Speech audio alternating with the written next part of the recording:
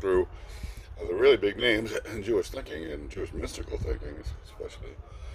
Would be remiss without the Ramchal, Rabbi Moshe, Chaim, Luzzato, Derech Hashem, the way of God. I love this stuff. I'm gonna jump to human responsibility because should I do both Hebrew and English? I think I'll do the English and then the Hebrew. In this world, man's condition depends on two things. There is, on the one hand, his own makeup, the elements of his being, and their structure. Secondly, there is his environment and all that is associated with it. As discussed earlier, man consists of two opposites, a body and a soul. It is obvious, however, that the physical is dominant in man, and its influence is very strong. When an individual is born, he is almost completely physical, with the mind having only a very small influence. As he matures, his mind continues to gain influence depending on the individual's nature. Even after an individual matures, however, the physical does not automatically relinquish its influence and stop inclining the individual towards its way. The only means by which one can overcome the physical is by growing in wisdom, becoming versed in it and living by it. By fortifying oneself to follow his intellect, one can overcome his physical nature and keep the physical desires in him firmly bridled. We see material phenomena before our eyes, but in essence, at a deeper level, all that is material is inherently dark and coarse, existing at the opposite pole from those seeking to approach God and cling to his holiness. Even though the soul is intrinsically pure and lofty, as soon as it associates itself with the physical body and becomes entangled with the material world, it becomes divorced from its true nature and its influence towards something that is its precise opposite. As long as the soul remains in the body, it is imprisoned by a restraining power, and unless it can overcome this power, it cannot act freely. God decreed that this combination of body and soul must ultimately be a permanent one. Even though the two separate at death, this is only a temporary state, existing only until the resurrection. After the resurrection, body and soul must coexist forever. The soul must therefore be able to work, strengthen itself, gradually weaken the occluding power of the physical, and thus bring enlightenment to the body. The body then becomes able to elevate itself together with the soul so that they can both experience the highest light. This is the exact opposite of man's present condition, where the soul is dimmed and depressed because of the body. As long as man is in this world, because he is in a state where his physical nature is very strong, since the physical is opaque and unenlightened, man exists in a state of great darkness. Far from his rightful state of closeness to God, man must therefore make every effort to make his soul overcome the physical, and thereby improve his condition and elevate himself to his rightful state. Man's environment and everything in it are also physical and filled with darkness. Since they relate to his environment, his activities also cannot be other than physical. Because of its physical nature, man's very constitution forces him to engage in worldly pursuits. It is impossible for him to live without eating, drinking, and other essential bodily functions, and he must also earn a livelihood to obtain these necessities. Because of his body, environment, and activities, man is therefore constantly involved with the physical and immersed in its darkness. Accordingly, both great effort and a powerful struggle are required if he is to elevate himself to a more enlightened state. God's design, however, is very deep, and he arranged things so that even though man must be immersed in the physical, he is able to rise to perfection through his worldly activities in the physical world itself. it is precisely through these that he attains a pure and lofty state. It is therefore his very lowliness that elevates him, for when he transforms darkness into light and deathly shadow into sparkling brilliance, he personally earns for himself unparalleled excellence and glory. This is a result of the fact that God arranged and circumscribed the ways in which man should make use of the world and its creatures according to their intended purpose.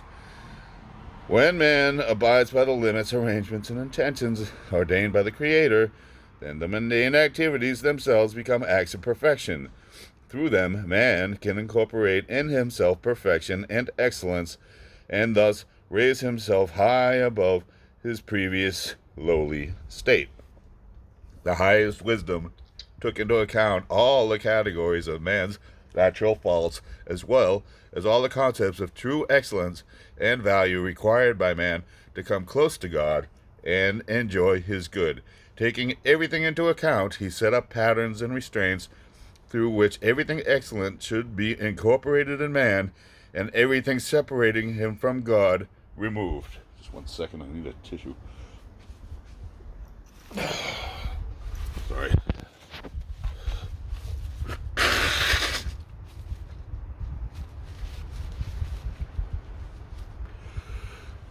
Okay, if it were not for the desire that man must die, not the desire. If it were not for the decree that man must die, these deeds would allow the soul to strengthen itself and dispel the body's darkness to such an extent that the soul would be able to completely enlighten and purify the body until the soul and body together would be elevated to nearness to God. Because of the decree, however, this cannot be done in a single stage. The soul still strengthens itself through these observances, and the body is potentially enlightened, even though its enlightenment cannot be immediately realized. What man, therefore, earns during his current non-ideal state of being after Adam's sin is a potential state of perfection. At the proper time, this potential is realized.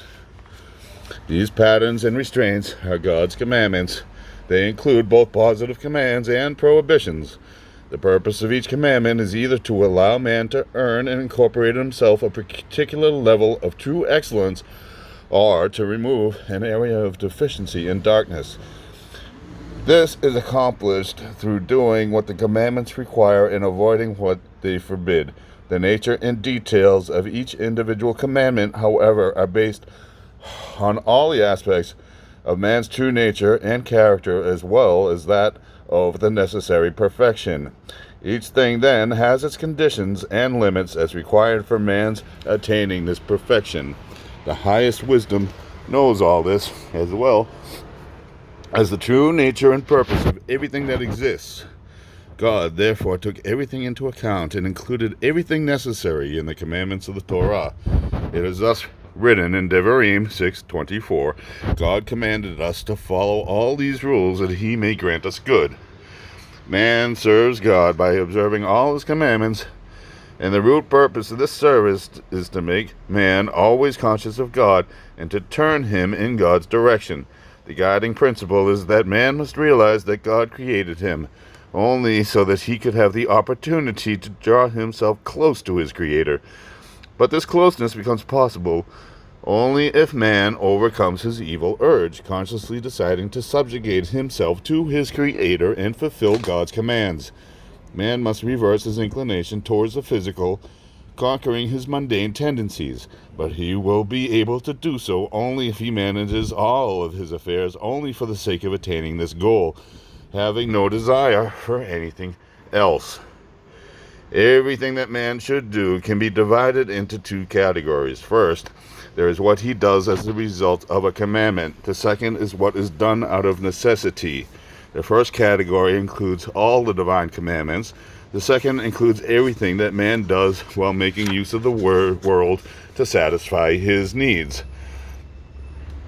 The purpose of the divine commandments has already been discussed, namely that man should obey God's orders and fulfill his will. In doing so, he conforms to God's will in two interrelated ways. First of all, he obeys God's will as doing what he was commanded to do. Secondly, however, he also perfects himself to that certain degree associated with that particular commandment. You do it for your own good. In doing so, he is conforming to God's will all the more, since God desires that man be perfected and attain the enjoyment of his good. Man's use of this world for his own needs, however, should also be circumscribed by the limits imposed by God's will and not include anything forbidden by God. It should be motivated by the need to best maintain his health and preserve his life, and not merely to satisfy his physical urges and superfluous desires. One's motivation in maintaining his body should furthermore be so that the soul should be able to use it to serve its Creator without being hampered by the body's weaknesses and incapability.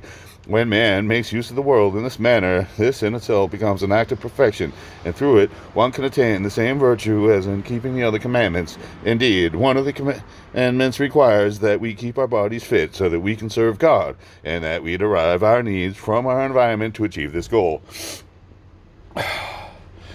In this manner, we elevate ourselves, even through such activities. The world itself is also elevated, since it is then also helping man to serve God. The love and fear of God are powerful means which draw an individual close to God. They enlighten the physical darkness in man, cause his soul to radiate in all its brightness, and thus elevate him step by step until he attains a state of closeness to God. Now this chapter goes on, but I'm a little out of breath. So I'm going to take a break.